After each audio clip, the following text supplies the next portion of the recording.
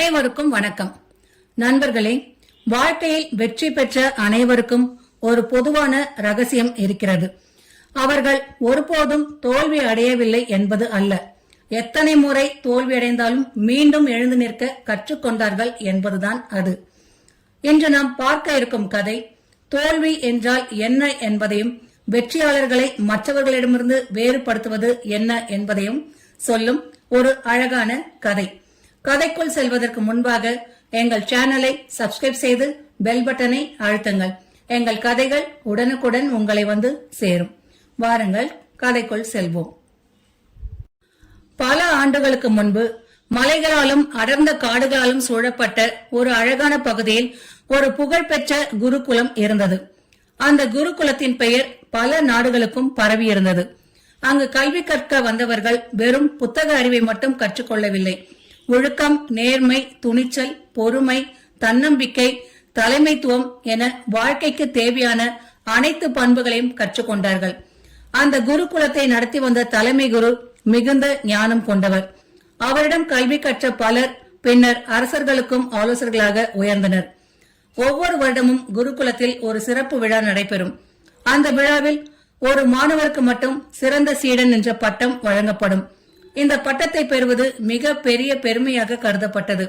அதனால் ஒவ்வொரு மாணவரும் வருடம் முழுவதும் கடினமாக உழைப்பார்கள்.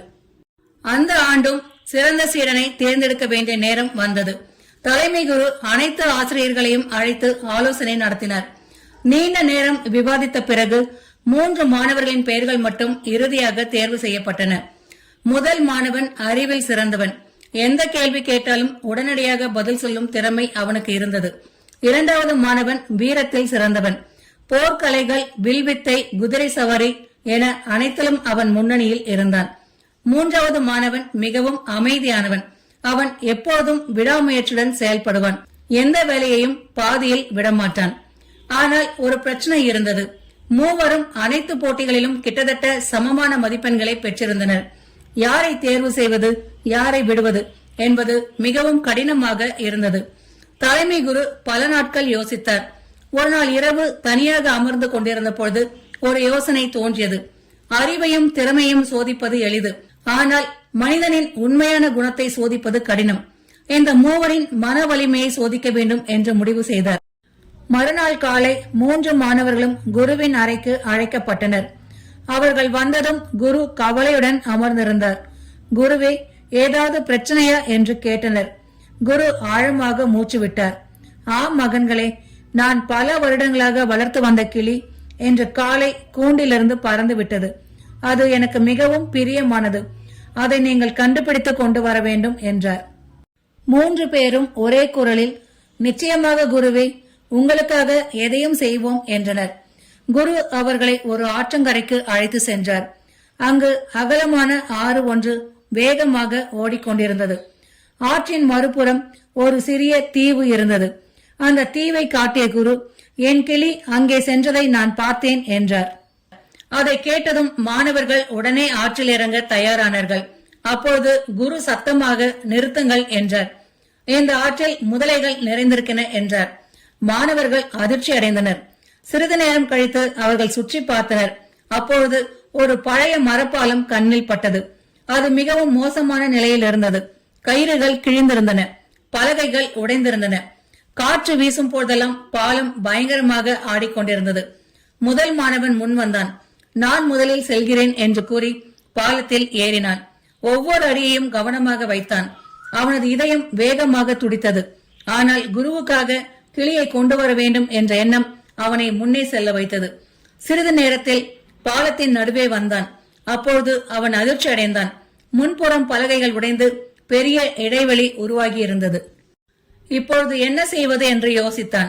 சிறிது நேரம் கழித்து ஒரு யோசனை தோன்றியது. பாலத்தின் பக்க கயிற்றை பிடித்துக் கொண்டு தொங்கியபடி நகரலாம் என்று முடிவு செய்தான். மெதுவாக தொங்கிக் கொண்டு நகர ஆரம்பித்தான்.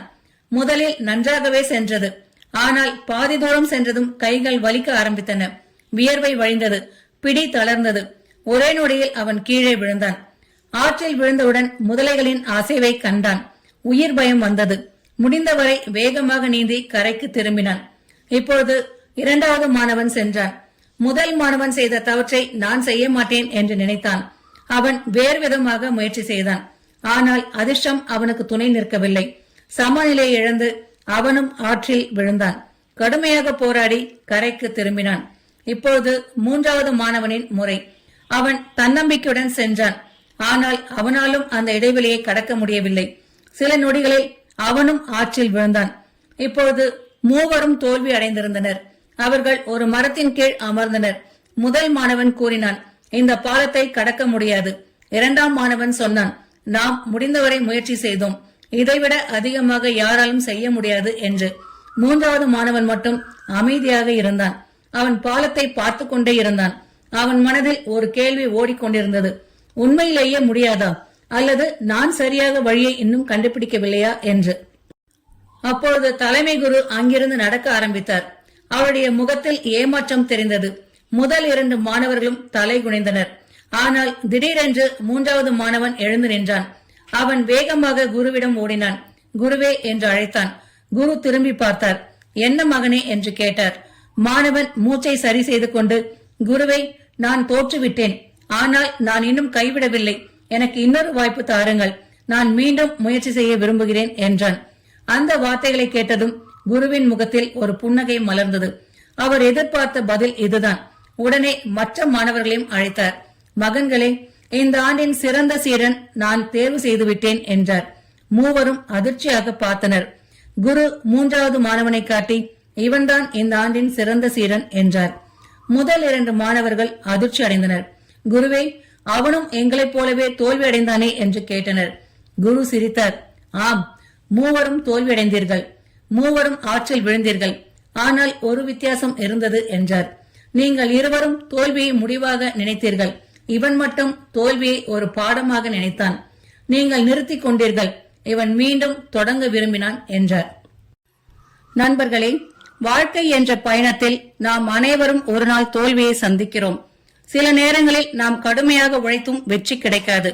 சில நேரங்களில் நம்முடைய கனவுகள் நம் கண்முன்னே சிதறி போவதை பார்க்க நேரிடும். அப்பொழுது பலர் என்ன நினைக்கிறார்கள் தெரியுமா?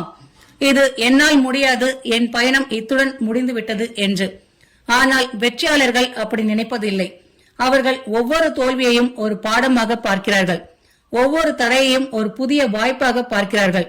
அதனால்தான் உலகம் அவர்களை வெற்றியாளர்கள் என்று அழைக்கிறது. அந்த சீடன் வென்றது கிளியை பிடித்ததற்காக அல்ல, ஆற்றை கடந்ததற்காகவும் அல்ல. தோல்விக்கு பிறகும் தன்னம்பிக்கை இழக்காமல் மீண்டும் முயற்சி செய்ய தயாராக இருந்ததற்காக. தோல்வி என்பது உங்கள் கதையின் முடிவு அல்ல. அது வெற்றியின் கதவுக்கு முன் இருக்கும் ஒரு சோதனை மட்டுமே. நீங்கள் கீழே விழலாம். உலகமே உங்களை தோற்றுவிட்டதாக சொல்லலாம். ஆனால் நீங்கள் மீண்டும் எழுந்து நிற்கும் அந்த ஒரு நொடி உங்கள் வாழ்க்கையை மாற்றும் நொடியாகிவிடும். ஆகவே கீழே விழுந்ததை நினைத்து வருந்தாதீர்கள். மீண்டும் எழுந்து நிற்கும் தைரியத்தை வளர்த்துக் கொள்ளுங்கள்.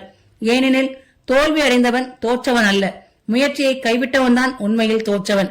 ஒரு முறை கூடுதலாக முயற்சி செய்யுங்கள். ஒரு அடி கூடுதலாக முன்னேறுங்கள். ஒரு நாள் வெற்றி உங்களை தேடி வந்து, இத்தனை நாள் காத்திருந்தேன், இப்போது உனக்கே சொந்தம் என்று சொல்லும். வீழ்வது தவறல்ல, எழ மறுப்பதுதான் தவறு என்பதை இந்த கதை நமக்கு உணர்த்துகிறது. இந்த கதை உங்களுக்கு பிடித்திருந்தால் லைக் செய்து நண்பர்களோடு ஷேர் செய்யுங்கள். மீண்டும் இது போன்ற சுவாரஸ்யமான கதையோடு உங்களை சந்திக்கின்றேன். நன்றி.